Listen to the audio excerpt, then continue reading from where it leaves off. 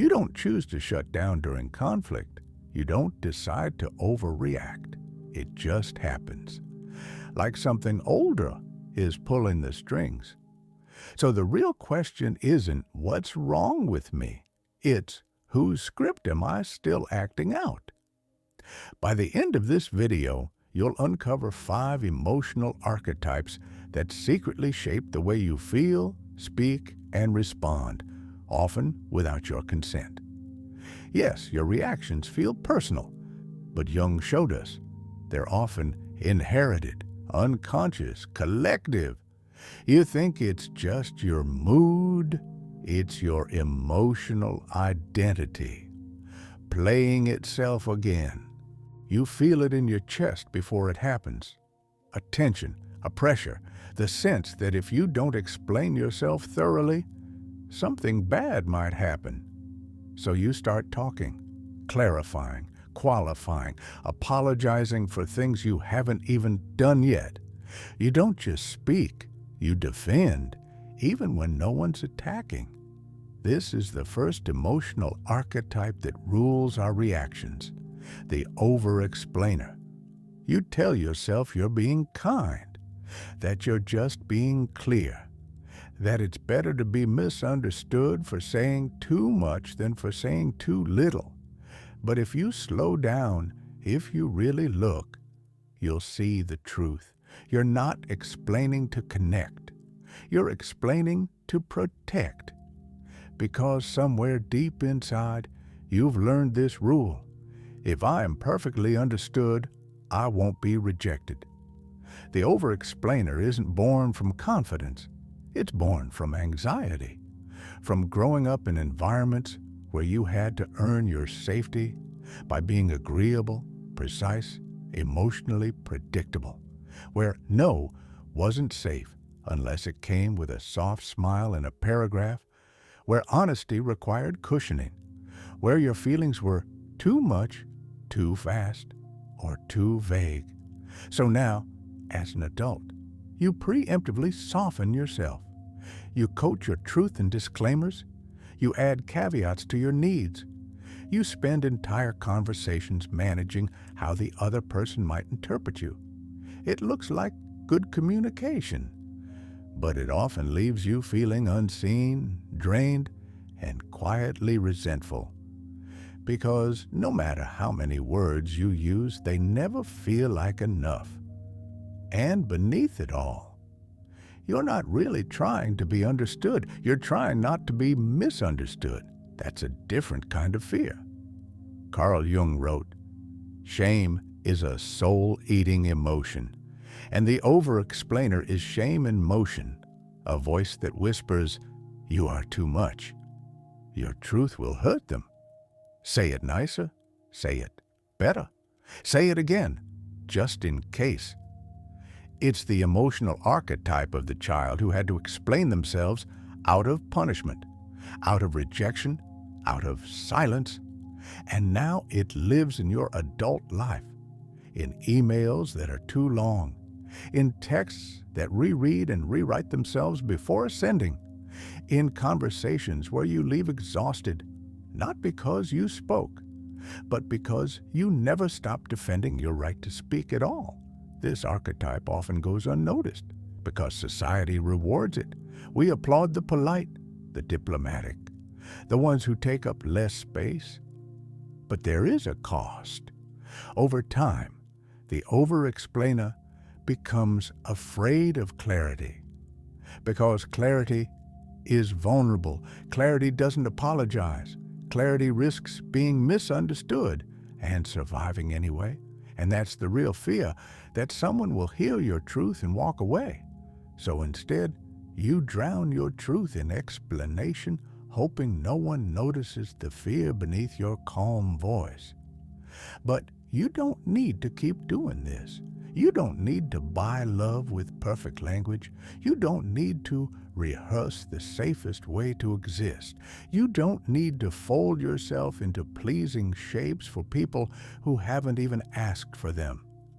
The healing begins when you let the silence land, when you stop rushing to fill the gap, when you say what you mean, and let that be enough. It won't feel safe at first. You'll want to add, clarify, smooth it over, but stay, let it echo, and then notice what happens when the world doesn't collapse. The over-explainer isn't bad. They kept you safe once. They tried to keep peace. They believed that your voice was dangerous unless perfectly wrapped. But you're not that child anymore. You don't need to audition for belonging. You are allowed to speak simply, to set boundaries without a preamble, to share joy without apology, to feel anger without needing a thesis. You are allowed to be heard, not because you explained yourself well, but because what you feel is real. This is the first archetype. It wears a smile, it sounds reasonable, but it's built on fear. And when you begin to name it, you begin to leave it behind. You double-check everything. You plan conversations before they happen. You struggle to relax unless everything and everyone is in place. You don't call it fear. You call it being organized. You call it being prepared. You call it just how you are. But underneath the calendars and checklists is something more primal. You don't crave control because you like power. You crave control because you don't trust that things or people will be okay without it. This is the second emotional archetype that shapes our reactions. The controller. The controller isn't loud or angry. Often they're quiet, responsible, put together. But emotionally, they are always bracing. They anticipate disappointment before it happens. They feel safer managing others than being vulnerable with them.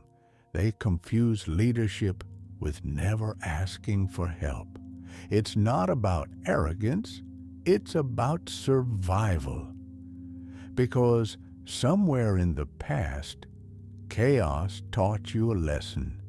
If I don't hold it all together, it will fall apart. Maybe a parent was unpredictable.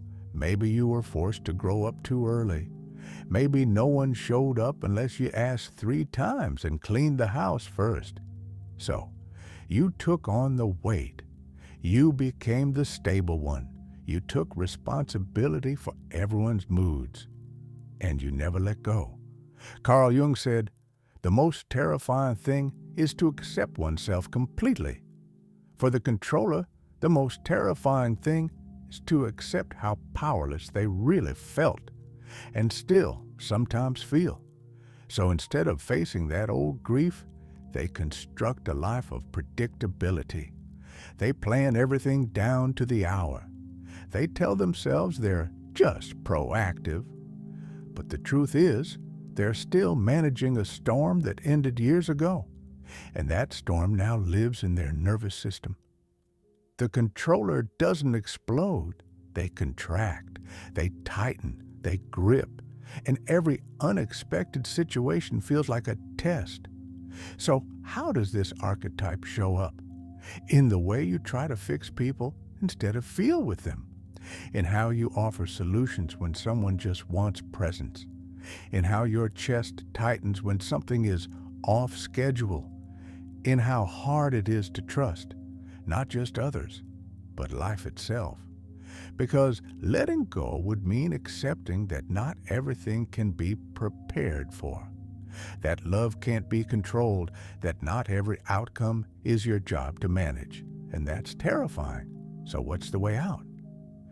It starts with honesty, not just about what you do, but why. You begin to notice when being helpful is really about easing your anxiety. When being efficient is about avoiding stillness. When being responsible is a mask for resentment. And then you let go, not of all structure, not of care, but of the illusion that control keeps you safe. Because it doesn't. It keeps you tense. It keeps you small. It keeps you alone. Letting go doesn't mean collapse. It means trust. It means saying, I don't know what will happen, and I'm staying anyway. It means letting someone else take the lead, letting life unfold without forcing it to obey your expectations. And yes, it will feel like free fall at first, but then it will feel like relief. The controller protected you. It kept chaos at bay. It gave you a way to function in the face of early emotional instability. But now it's exhausting you, and beneath it is a tenderness you've been waiting to feel. Not because everything is under control, but because you finally don't have to be. This is the second archetype. It looks responsible, it feels strong, but it's rooted in fear. And when you begin to name it, you begin to let yourself rest. You say yes before you check how you actually feel. You laugh at jokes that hurt. You go along with plans that drain you, and afterwards you feel tired, but you tell yourself it was the right thing to do, because keeping the peace is more important than being at peace. This is the third emotional archetype that rules your reactions. The pleaser. They don't want much. They just want everyone to feel good, to avoid tension, to keep things smooth. But beneath that surface harmony is quiet panic. Because for the pleaser, conflict doesn't just feel uncomfortable, it feels dangerous. They believe love is conditional, that it can be taken away if you push back, that it's safer to disappear into others than to stand in yourself. So they adapt. They become who you need.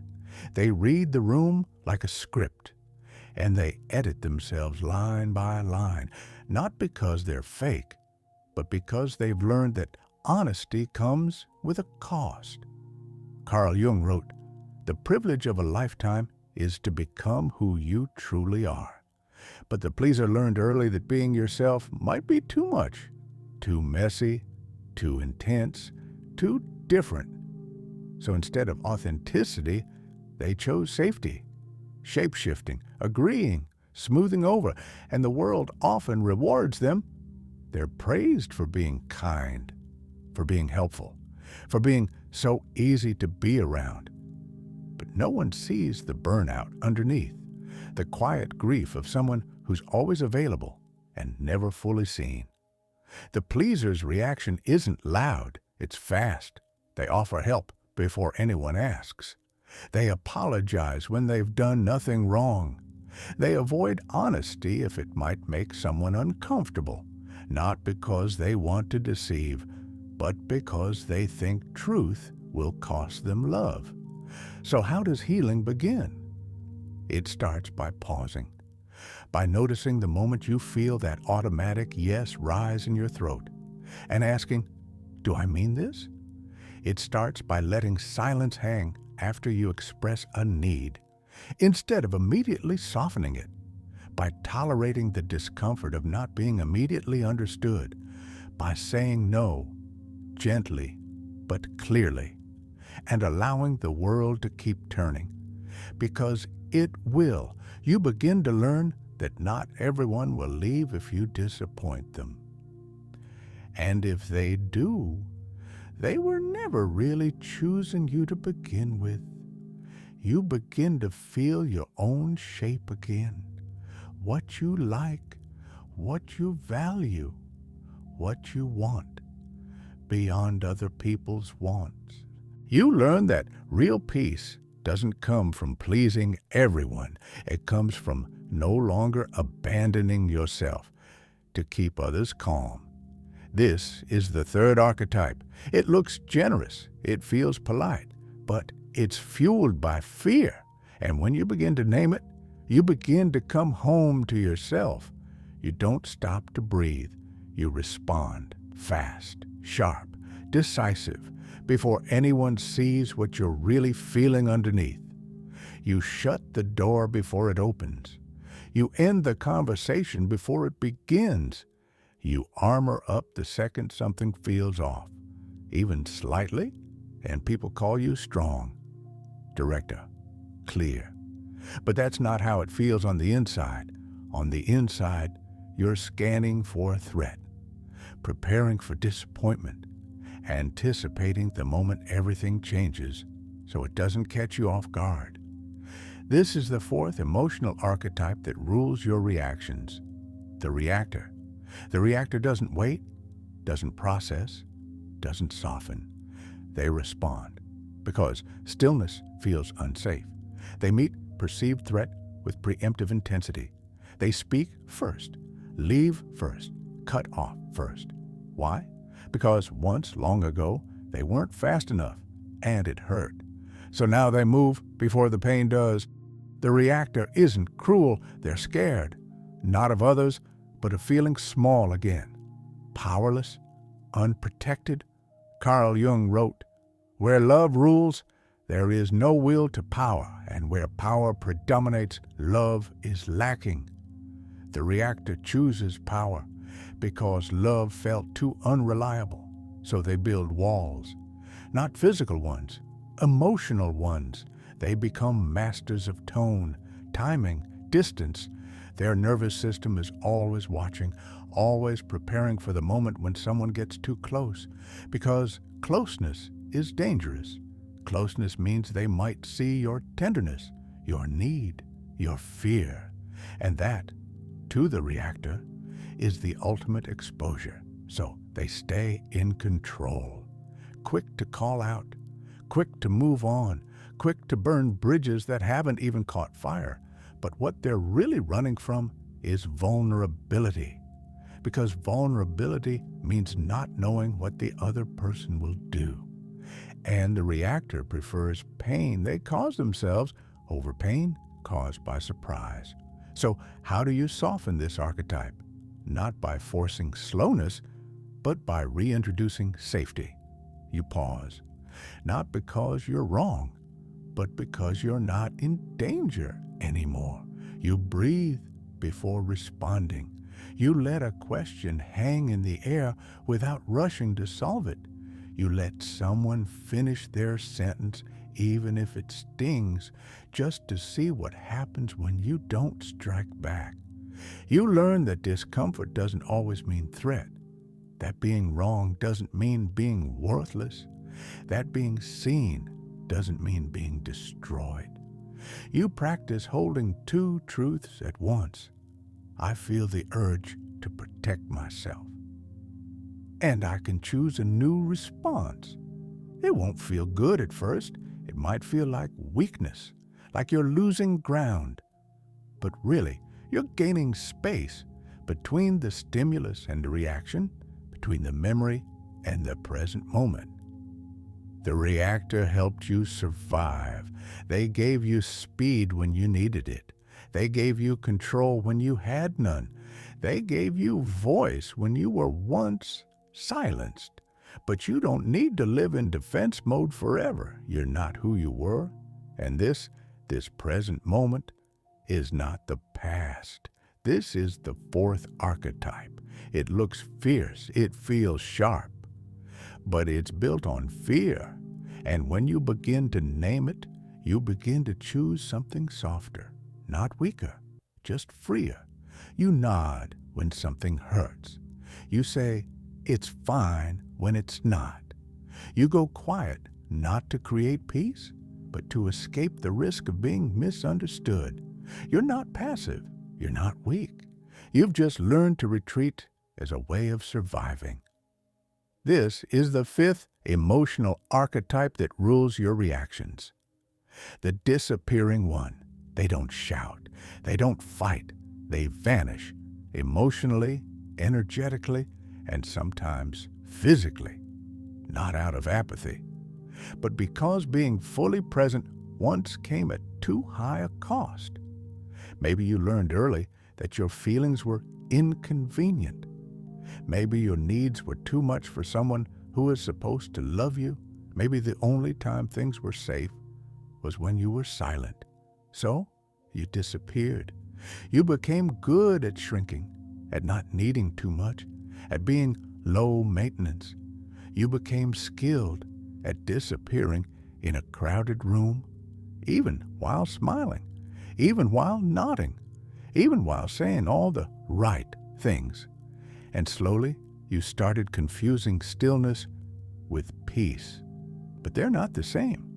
Carl Jung wrote, "Nothing has a stronger influence psychologically on their children than the unlived life of the parent. And the disappearing one is often the echo of a parent who gave up too much of themselves, who vanished in their own life, who taught you, without meaning to, that visibility is dangerous. So now, when you feel anger, you shut it down. When you feel sadness, you hide it. When you feel joy, you dampen it just enough so no one notices too much. Because to be fully seen feels like exposure, and exposure feels like risk. So you leave the room, not always literally, but emotionally. You disconnect before anyone gets too close. You numb out before the feelings rise too high. You choose quiet, not because it's peaceful, but because you've forgotten what it's like to take up space without guilt. So how do you begin to return? It starts with permission.